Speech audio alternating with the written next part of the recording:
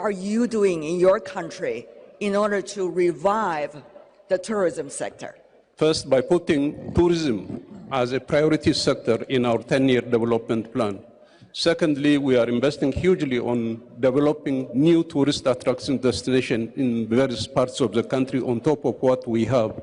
For instance, Ethiopia has 9 UNESCO inscribed intangible cultural heritages. We have 4 intangible cultural heritages, 9 tangible cultural heritages inscribed by UNESCO. If you take landscape, for instance, we have one of the second highest peak in Ethiopia, in Africa. Secondly, we have the lowest point called Dalol Depression that is also located in Ethiopia. We are implementing now the tourism recovery strategy.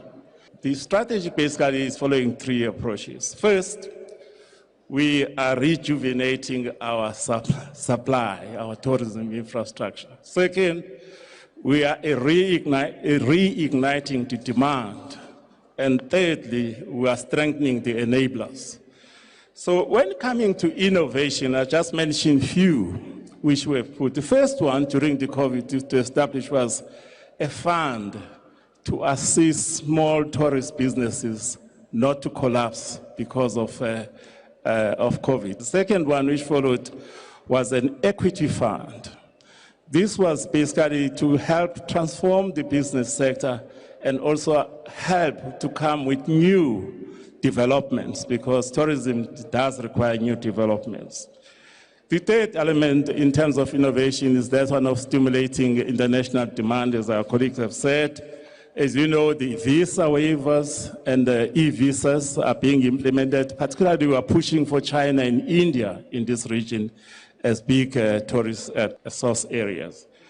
The other one was a smart platform, particularly for Chinese tourists. Is the WeChat we developed during the pandemic.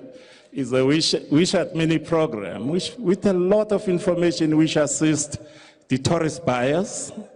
And it can actually help you even to develop your own itinerary from city to city. So this is the most popular platform which we have created, the smart platform we've created. International travelers now are coming in. What are some of the new innovation ideas you have in mind? We hear it very often that traveling is the best university in the world, because you go to a place where you got a good atmosphere, good clean air. And so when people travel, not only for tourists, for leisure, then they can come in and travel and see the opportunities. And Mauritius offers the great opportunities to Africa, because it is one of the safest places where you have the lowest crime rate in the world is found in Mauritius. We are peaceful. And also, anybody come to Mauritius find themselves at home. Because as I said, our civilization comes from across the world. Golf is a very good strength, because in Mauritius, we are the second best golf courses in the world. When you go and play golf, which is cheap, it's as cheap as playing a tennis match here, when you rent a court in Beijing. So it is very accessible to many people, and you can come across with great world champion playing golf together with you in Mauritius. In the morning, you can go and swim with the dolphins. At noon, you can sign a business contract. And in the afternoon, you can walk with the lions. This is how accessible and very easy to do things in Mauritius. We also need to ensure that even though we would like tourists to come in, but we need to have a sustainable tourism. We need to ensure that this natural beauty that we are using must be left intact for years to come. So we're looking at ensuring that the innovatives that we took are sustainably maintained. So that is one thing that we need to look at very carefully, especially in our environment. What we have done recently, we have preserved 50% of our land mass, which should, by law, we should not be touched at all.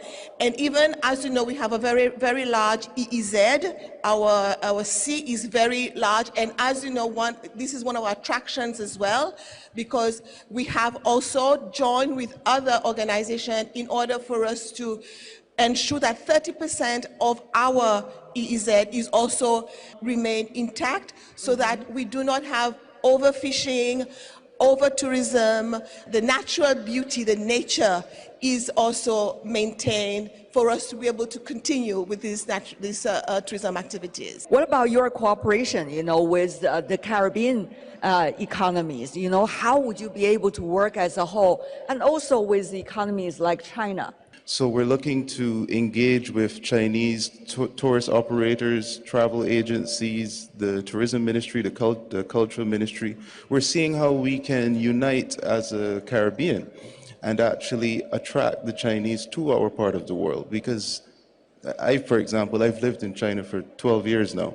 And many times I meet Chinese and they've never heard of my country, or they've heard one or two things about my country. For example, Rihanna is from my country. And you show them images and they're like, wow, I'd love to go there. How can we go there?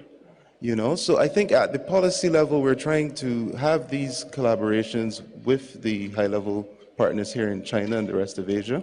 And we're hoping that through the CTO and also the WTO, of which Barbados currently serves as the vice chair of the Americas section of that organization, we're working in collaboration with them and the priorities of the WTO, which I'm sure we're all very familiar with, in how we can restart tourism and also reinvent tourism.